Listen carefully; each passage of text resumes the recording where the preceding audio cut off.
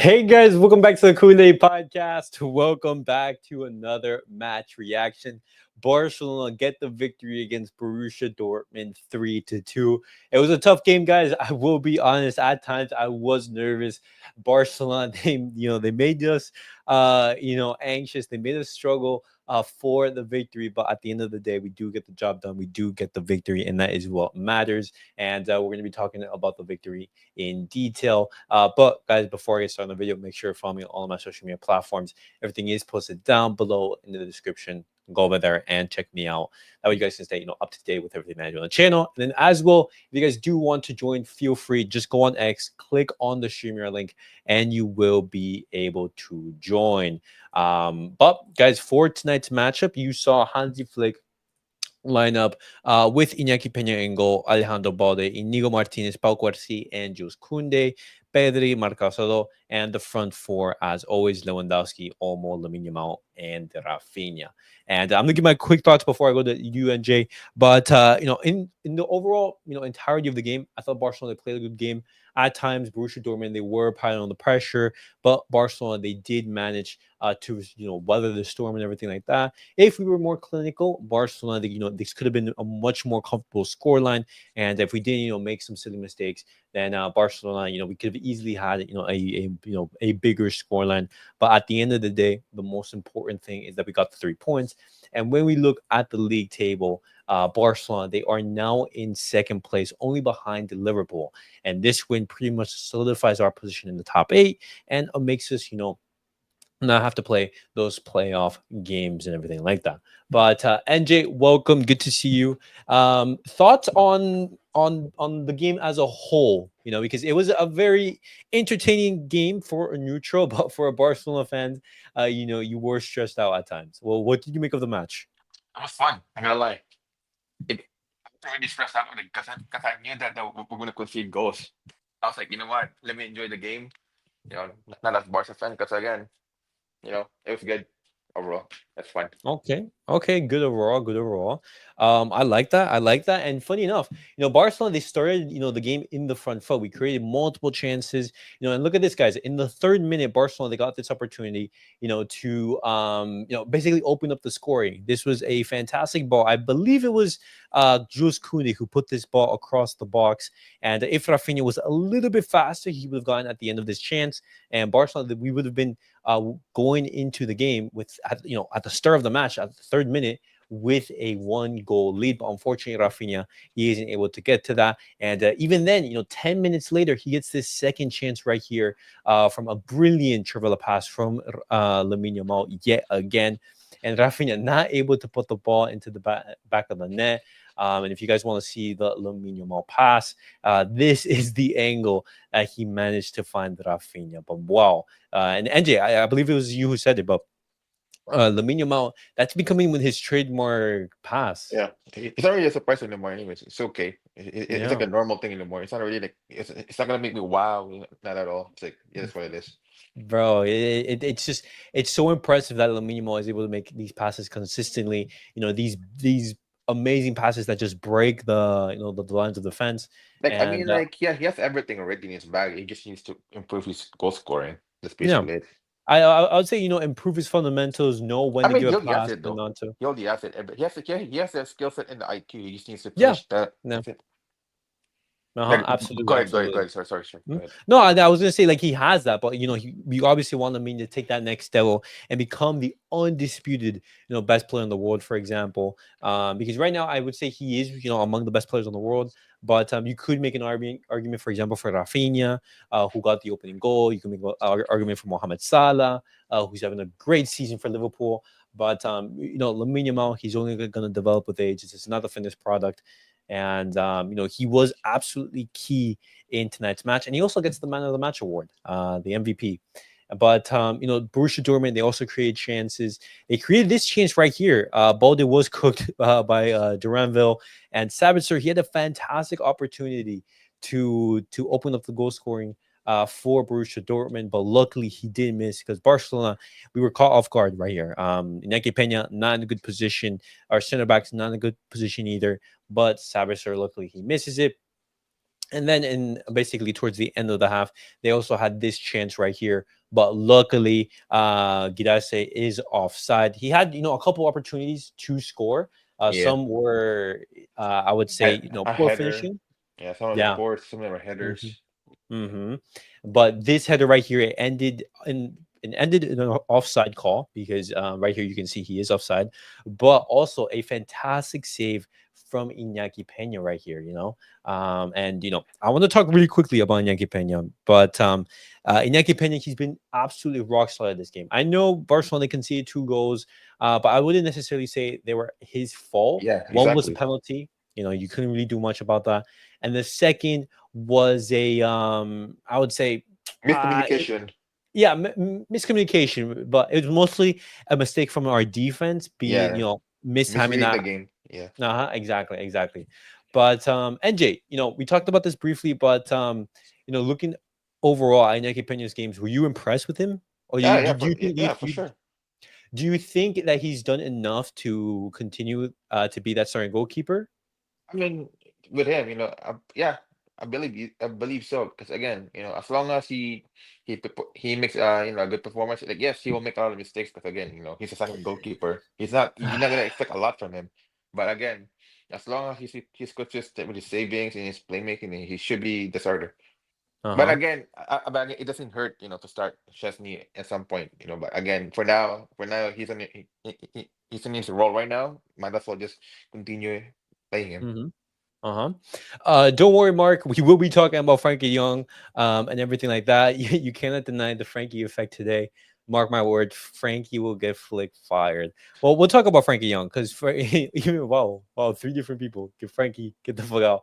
That's crazy. But where we will be talking about Frankie Young later in the video, guys, because he did come on into the second half and everything. But at the start of the second half, Barcelona they had this opportunity. Great run from Raphinha. Great pass from Dani Olmo as well. Give props to Dani Olmo. And Raphinha, he got into a fantastic spot onside. He timed his run brilliantly, and he was able to finish across the keeper. Brilliant low finish and everything. And Barcelona they opened up the scoring. We talked about in the first half how we weren't clinical, we weren't able to take our chances, but Barcelona. With basically one of their first couple of chances in the second half, they get the victory. I mean, not get the victory, but they open up the scoring. But unfortunately, later, and funny enough, in the next coming minutes, Guirassy makes this push on Guirassy, and Borussia Dortmund they get a penalty called in favor. But I want to know your opinion, NJ. Do you think that this is a penalty right here? Again, listen, if you do something the softest foul ever or ever in the box, it's a 50-50. But again, you know, Kobashi should have known that that it was a high risk in that line in the box. Like no matter what you do, it's a high risk. Even if it's the softest foul ever. But again, if it's too convincing enough, then it will be a penalty. Yeah, Mm-hmm. it was a penalty because again he pushed. Yeah, even if you can say yeah, it's a soft push, but still he pushed. You can see like Kubarso like actually like intend to push him. Like you can see with his two arms though. Yeah, I mean it is a push. Like I'm not denying that it is a Yeah, push, if, if, but even if it's a soft push, it's still a push because mhm. you can see in his action though. Like even if he didn't, if I push you like like soft, right? It Uh-huh. doesn't mean it can be a soft or hard one if people see it, right? But No, in your I mind, I it's a I soft I one. I agree with you. Like, I definitely think Yeah, that, for example, some referees call this as a penalty, and I think yeah, that that happens. But at the same yeah, time, I've seen several instances, for yeah. example, Don't in worry. which these are not called as a penalty, and that's the frustration, like for I me, mean, that's because football for you. and the referees are so poor that at times calls are called against us, and sometimes called are just basically not given to us because of these type of fouls, these soft calls. But I understand why the referee gave a penalty, and also I agree with Seth right here. I'm so tired of our stupid decisions in the penalty box, and also our lack of concentration. We do lack mentality of a champion team, in my opinion. And mistakes like this is what's going to cost you points and cost you titles. Because Yeah, we saw against Real Betis, we saw against Celta de Vigo, we saw against Las Palmas. Mistakes will harm you. And yeah, luckily we were playing against Borussia Dortmund, who are the kings of bottling results and everything like that. But against some other oppositions, we won't have the same result.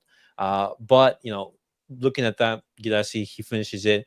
But with the introduction of Ferran, Fermin, and Frenkie de Jong, Barcelona, they basically changed that front line. Raphinha, Olmo, and Lewandowski, they're subbed off. And Ferran Torres, he just comes on and he gets the second, which turned out to be from a very scrappy goal and everything like that. It was a Fermin shot, and Ferran Torres, he was able to get to the rebound. He was on side and everything, and he managed to put it, in the back of the net. But just right after, talking about that lack of concentration, Barcelona, we concede off of this mistake right here. As you can see right here, Pau Cuarcijo, he committed the penalty. I will admit, in the second half, wasn't a good performance from Pau. Yeah. But he steps up instead of following the runner right here. And after this, it's just simple. Gross, he makes the run, easy cross, easy sweat from Guirassy and Barcelona. And after a couple minutes of dominance, just immediately give the equalizer back and everything. But it was just lack of concentration and everything, and we just weren't at it. We just weren't at it. It's such a bad habit for us, but it is what it is. Like, let's say you can blame the Highland all you want, but the thing is, it's not the Highland's fault. It's the people that didn't focus in that part. They allowed the Highland to be the reason why they not really the Highland's fault. It's the players for not talking to them and watching out on it. But I agree with you. When we lose or draw, it's our mistakes, not that the team outplay us, and that's why it's so frustrating. Absolutely. See, I'm perfectly fine with admitting, like, say, for example, in a game against, Real Sociedad, they played much better than us. They played much better than us. Real Betis, I would say, at periods they played much better than us. But it was Barcelona mistakes that gave them the victory. But when teams outplay us, I'm perfectly fine with saying, hey, you know what? You were, the better team of the day. You deserve those points and everything. 100%. But when we actually, when we look at it and it's our fault why we concede, it's frustrating, man, because we shouldn't be giving these teams these opportunities to come back into the game and, give life to them. But we always do. And that's why it's so frustrating. And Borussia Dortmund, they take advantage of that, and they got as they should. An equalizer. And later into the half, guys, you do have this occasion from Frenkie de Jong, and we do have to talk about Frenkie de Jong because I don't think he had the best cameo, but Frenkie de Jong, he does come on and he gives a very, very poor pass back, and Gross takes a shot from right here, and they are able to score. Sabitzer, I believe, does score, but it is offside because it hits Guirassy. But I thought overall, just Frankie's performance, I don't think it was very, very good. It was okay, to be honest. Yes, he made a mistake because that's where people normally tend to focus on. But he actually made good offense as well. Like he was giving spaces for me and Ferran and Fermin to attack. See, what I'm going to be looking at is that there's this stat that I talked about in one of my videos, basically saying that, hey, 6 out of the 8 goals that Barcelona conceded previously to this game were with Frenkie de Jong on the pitch. And, obviously, when you look at that stat, and then when you look at how Barcelona, every single time Frenkie de Jong is on the pitch, even if he's not directly at fault, it does bring frustration out of the Barcelona players. And me as well, I was thinking, my God, Frenkie de Jong coming on again. Guess what? We're going to concede. What happens? We do concede. I wouldn't say necessarily like the goals were his fault, but it's frustrating. I mean, sure, you can blame Frenkie, but again, the other players as well didn't catch up on it, did not read the game properly. That's when I understand he made a mistake, but again, when you look at the other side of Frenkie today as well, he did some good as well. What we're going to be looking at Frenkie de Jong right here, even though I say he doesn't deserve to be starting, and potentially Barcelona, they should already be looking to sell him.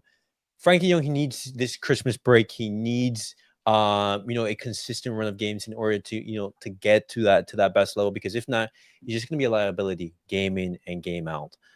Simple as that. But later, during basically the closing minutes, Borussia Dortmund, they make a mistake. It's Gittins right here who gets caught off guard. Pedri dispossesses him, and is able to hit Borussia Dortmund on the counter. You have Lamine Yamal out on the right hand side, making a run. You have Ferran and Fermin Lopez as well. Lamine Yamal receives the ball and gives a brilliant pass to Ferran, who at first I honestly thought he fucked up the chance because he didn't take the a fantastic first touch, but Ferran is able to finish it low across the keeper, and with that, Barcelona to get a 3-2 scoreline, and with just basically 6 minutes left into the game, it's just about closing out the game and everything like that. I mean, with Ferran, although he's an average player, he has good basics with him. Like he can finish and everything. It's just that his confidence level is like all time low Mm-hmm. at that time. But now that he scored against what Las Palmas, even if you say, oh yeah, it's a freebie, so what? He did his part. Now that he scored against Dortmund, that should help him become Yeah. a asset for coming for the second half later on Mm-hmm. in every game now. Because Uh-huh. because again, he's doing his job Yeah. as a backup. Uh-huh. And then I want to give praise to Ferran Torres right here because Ferran Torres is a player who has been criticized by the Barcelona fan base, and even I have criticized him in the past. But this type of game was perfectly suited for Ferran, a player who thrives in open space. His movement off the ball is one of his best attributes. And Borussia Dortmund, they were giving him space. We were talking about it, in the halftime space in the first half, saying, "Hey, imagine Ferran Torres getting into these spaces that Borussia Dortmund they're leaving behind, and not Lewandowski." And what happens? Ferran, he gets a brace and everything. And I think this is fantastic for his confidence. A player who scored against Real Betis, who's scoring against Borussia Dortmund, and who is having protagonism in the game. Yeah, I think this is absolutely fantastic, man. like Absolutely fantastic for Ferran. good for him. Good for him. Because again, like when you look overall, like Ferran is an asset if he's confident in his game. Because again, he can play for any club in the world as long as as a super sub, and he can make a contribution. But again, when we signed Ferran, yes, I know it was 55 million. It was a lot too much. But Hmm. again, because at that time he was on form with Man City as a backup, so Hmm. that's why. Man, people thought Uh-huh. that he's gonna be a fucking Neymar. I'm like, no, bro. No, no, no, I'm like, no. no. No, Ferran was never going to be, Exactly. that Neymar type player. It was just simple. Exactly. But people Hmm. people thought that he's gonna be like that. That's the problem. Hmm. People No. expect too much for someone like people that doesn't watch football outside Barcelona. They don't know how the guy plays. That's a problem. Uh-huh. But the last chance of the game did fall to Borussia Dortmund. Schlotterbeck, he gets Borussia Dortmund to get a free kick, puts in the Yeah. cross to Schlotterbeck, and Schlotterbeck gets the That header. guy's a fucking that guy's a fucking warrior. That guy had a fantastic game for Borussia Dortmund, time and time again. He was Yeah, cutting dangerous opportunities for for sure. Barcelona. Yeah, it Defending seems really like well. yeah. It seems like apparently the rumors are that when Emre Can leave, he's gonna be the first team captain. Yeah, yes. I did hear the commenters talk about that and everything. Well, Yeah. let me bring up my audio and everything. I won't be worried because he's really good. That the thing is he plays for Dortmund. That's the only thing. But bro, if he plays for Barca, him and Kubashi would be a good combination. Yeah. And I saw it very briefly mentioned, but being Borussia Dortmund is not easy because right here, Borussia Dortmund haven't lost at home, and Yeah, they haven't lost you know at home this season. They haven't lost home in the Champions League since 2021, and they face teams like Man City. Let me see, I have the stat: yeah, Man City, Chelsea, peace. Milan, Atletico, and PSG. Yeah, Very difficult opposition, and Barcelona, they come in and they get the victory. yeah. Absolutely fantastic from the team. That's the thing. The thing with Dortmund, I don't get. Like they're so bad at the league, but because the Champions League, they perform really well. Even though they didn't win last year, but still they perform really well for a Yeah. club. Keep this in mind, guys, that Borussia Dortmund, they were in the final last season. This occasion, even though Barcelona were playing poorly in La Liga, we're struggling, and the team isn't generating the same sensations that we did a couple of weeks ago. Barcelona, they can still be tricky opposition. Because this was a very big test for Barcelona. You're going away to Germany, a place where you struggle against German teams, especially away in the Champions League, Yeah, and with the sensations, yeah, with the pressure mounting. If Barcelona they were to drop points in this match, the feelings would be very negative. They would be never very negative. Tensions would arise. Questions would be asked about Hansi Flick. Maybe not from let's say the uh, hardcore Barcelona fans, or yeah. maybe like the tribal fans. Out Lewandowski, out Frenkie de Jong, out Raphinha for sure. Yeah, That's why basically. that's why what are you gonna say? Mm-hmm. But again, Uh, sorry, when you look at it uh-huh. overall, the game, right? Like with Yeah. Dortmund, they're so good at like at the midfield. They dominate the midfield, even though Barcelona had more possession, but Dortmund had more. Yeah, the midfield was crazy with Sabitzer and Nimcha. They they did a good job. But Vanley, yes, I do have an Instagram account. It's Kool-Aid Podcast, and you'll be able to find that and everything like that. But it'd be interesting to see how the bracket shapes up because we also some other interesting results that were going on, guys. When we do look at it, let me basically share that. But you did have Atalanta lose to Real Madrid. You saw Leverkusen beat Inter at their own home stadium. You saw Liverpool beat Girona. Did You AC saw Milan win? AC Milan. Yes, AC Milan. They did win. They won 2-1. Ah, okay. Yeah, they won against Red Star Belgrade. Yeah. Arsenal beat Monaco. The match that was interesting that I was keeping an eye on was Juventus and Man City. Juventus beating Pep Guardiola's Man City, and that is 7 defeats in 10 games for Pep Guardiola's side. Yeah. And It when you just look at the shows you, table, man. Pep Guardiola, man, he scammed people. he's scamming. I'm not gonna say he's scamming people because you don't win what 6 out of 7 league titles, Yeah, and win but again, trebles. when you look at, yeah, he won. But when you look at it though, like the players that he signed, he made them like a robots nowadays. Like look at Holland, he became a robot now. Like even though he was a robot back then, but I mean, hey, if you win 6 out of 7 league titles, I mean, make all my players robots. Like, I mean, that's my I mean, opinion. look at Grealish. Like he Yeah, was he was a 10. Then he became a winger. He was so shit at it. Now he's a 10. Now he's so coming back. obviously. But look, you see right here, Man City in 22, in the 22nd place. You see Real Madrid in 20th, PSG in 25. There are teams, big teams that are struggling at the moment, Yeah, and there are teams that you're seeing climb I the love the table. format. I love the format that they made. It's so Hmm. good. It's Com growing on me. It is growing it's on me. competitive. Hmm. Like, because I mean, I don't like the old format back then when it's like 14 for each group, Okay. because you already know who's gonna be in the top two in each group. So, but now Hey, it's different. it was very predictable. It was Yeah, very predictable. exactly. I will say that. But now look at it. Look at the teams now, like who are like who are like big teams now in the modern football who are struggling. Okay. Okay. Yeah, which I like it. Um, but all right. Um, the midfield is old of Man City. That is true. That is true. Pep Guardiola, he's most likely going to be making tons of signings in the summer Yeah, just for to sure. Yeah. reinforce Oh, the for team. They sure. He's definitely gonna. need that. Yeah, he's That gonna they have been reinforce struggling it. and everything. But guys, I want to reiterate: Barcelona be a very tricky opponent in which was a tough test. The UCL finalists last season in their own home stadium. That's an absolute huge confidence boost. And when we look at our fixtures for the next upcoming weeks, Right. we play against Leganes this weekend, and It then you don't really play. count though. It don't really count because we win in Champions League anyways. In the I case know, so I know, far. but what's it called? This is good, like to transfer that momentum into La Liga. That's what we're trying to do. Yeah, Obviously, I know. But again, last time that we won the Champions League, we lost against yeah, against Las Palmas, right? that's true. But let's try to change that up, man. Yeah, Let's for sure. beat But again, Leganes, we'll see. and then obviously the Atletico will be a monumental tricky game. one. It's gonna be a tricky one. Uh-huh. It's gonna It's come. these two games right here. The game against Atletico Madrid, that's going to be the big test in of December. We passed our first test against Borussia Dortmund. That was one of them.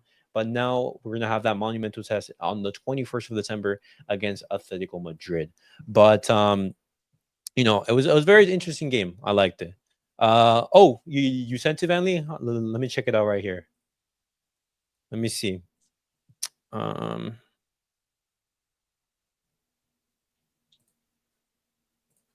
Yeah, in 3 years, yeah. To be honest, because again, we also struggled with German teams like Bayern Munich, Eintracht Frankfurt, and then now the past.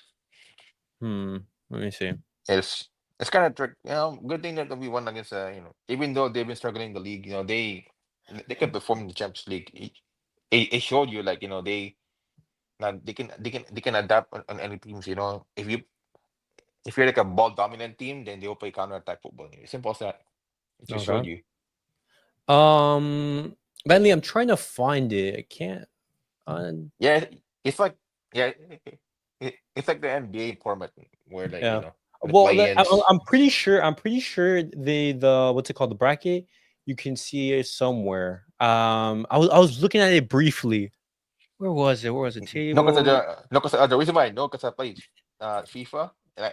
When I played the knockout stage when I didn't qualify, I had to play the playoff round No. Um, twice. I had to play it twice. UEFA. Hold on, let me see. Because again, right? Knockout. So the Oh, top. right here, right here. Yeah. Okay, so this is how the table is looking right now. Yo, this is interesting. This is interesting right here with these teams. How it's looking right now, you would have basically the German El Clasico, Atletico Madrid versus Milan, Atalanta versus Juventus, Benfica Monaco, Club Brugge versus Real Madrid, and Celtic versus Man No, City. that's. All right. I guess playing it was not that bad for Madrid because they're gonna win that against Borussia, man. Telling you. No, of course, of course. But guys, this is not how it's gonna look Yeah, in the final bracket. Obviously, there are, I believe, two more games left to be played, yeah, and then we'll see how the final bracket is. We're gonna be talking about it once everything is done. But it's absolutely fantastic. The Twitter shows the top 8 matchups. Oh, okay. yeah. That's a place that's the one that they're gonna be playing though for the spots. No, it's gonna be interesting. Round of 16. Yeah, see, I knew. Oh my Yeah, goodness. yeah. It's No shot.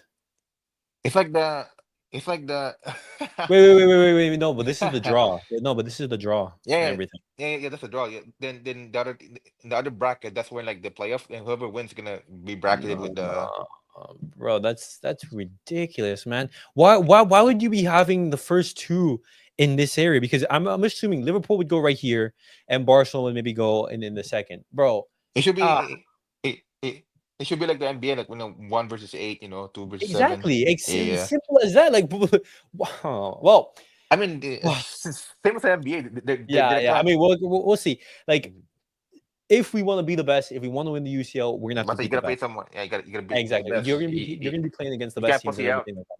You can't Uh-huh. pussy out halfway. But guys, that was it for the match reaction. Ferran Torres, he seals the victory for Barcelona. Lamine Yamal, having crucial moments in the game, in the play and everything.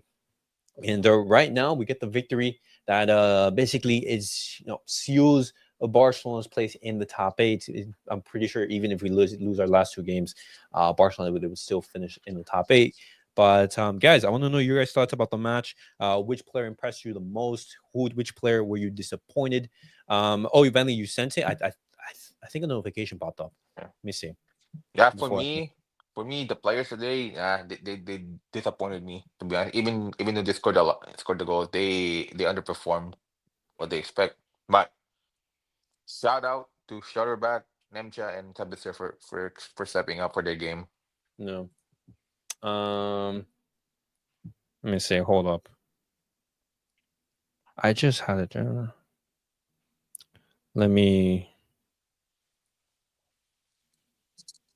I'm bringing it up right now, guys. Hold up. So right here. So is this it right here? Interesting. Interesting. So you have Dortmund Bayern, of course. You'd have Bruges versus Real Madrid. Okay. You'd have Celtic or Man City. All right. Liverpool or Barcelona. All right.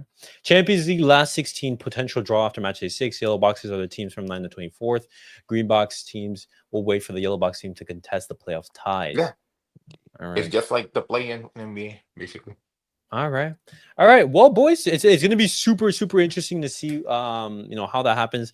And yes, Ferran Torres equals the amount of goals that David Villa has in the Champions League. That's absolutely crazy, man. I mean, Uh I mean, he barely scored goals in because he was more like a playmaker for that team. yeah. Yeah, Uh-huh.